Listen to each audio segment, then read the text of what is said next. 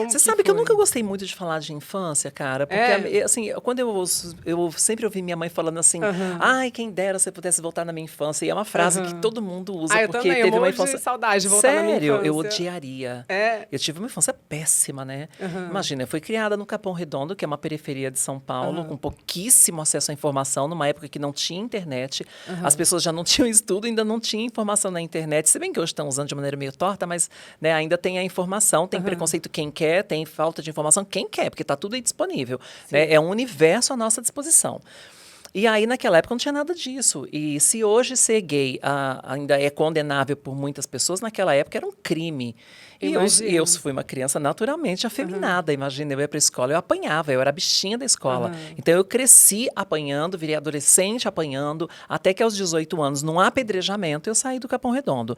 Então, a minha infância foi uma tortura para mim. Porque tinha uma cobrança Difícil, muito né? grande de toda a sociedade e da minha família de falar, fala que nem homem, anda que nem homem, tem atitude de homem, vai jogar futebol. E eu querendo dançar balé, então...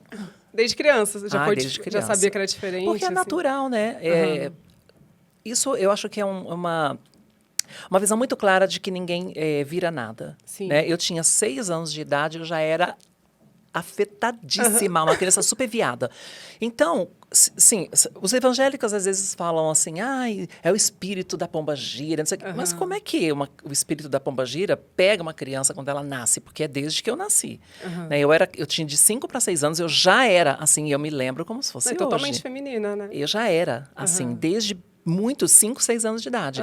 Então, como é que a pombagira pega uma criança de 5, 6 anos de idade e Deus permite? Já nasce então, assim, né? tem alguma coisa errada? Tem, né? Mas não em Deus, no discurso dessas pessoas. E elas não enxergam isso? Será que esse ser pensante que nós somos não consegue fazer com que essas pessoas enxerguem que isso é natural? Porque existe um monte de criança que dá sinais desde pequenininho. Mas acho que hoje melhorou muito esse negócio de preconceito, né? Eu acho que a gente tem avanços e retrocessos, né? Por um lado, a gente avança nessa busca, nessa informação. Por outro lado, os preconceituosos, os conservadores, no pior sentido da palavra, também avançam no preconceito. Então, a gente dá um passo para frente, 2 para trás, aí avança mais 2. Então, tem sido uma luta. Sim. E sua família sempre te apoiou desde o início? Não. Nenhuma família, quando um filho nasce, fala assim, ai, que legal, tomara que seja gay. Ai, que legal, ele é gay. Eu queria, mas é porque você faz parte de você faz parte de uma geração que já entende e já aceita melhor isso. Né? Hoje é muito comum você encontrar pais e pessoas e mulheres que falam assim, eu não me importaria, o importante é ser feliz. Né? Vide Ivete Sangalo. Ela sempre defendeu isso também, né? Que o importante é ser feliz. Diferente da concorrência loira dela. Aí, adoro. cá entre nós. Aí, o que acontece? Que eu não quero perder o foco aqui do que você perguntou. Sim. Não quero polêmica, não quero polêmica.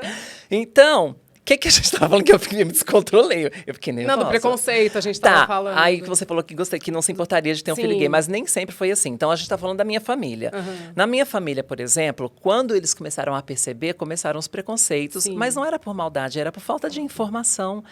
Meus pais, meus irmãos, não sabiam lidar com aquilo. E a única verdade que eles tinham era uma verdade bíblica cristã, que condenava e que condena até hoje os homossexuais. Então, eu era considerada uma aberração.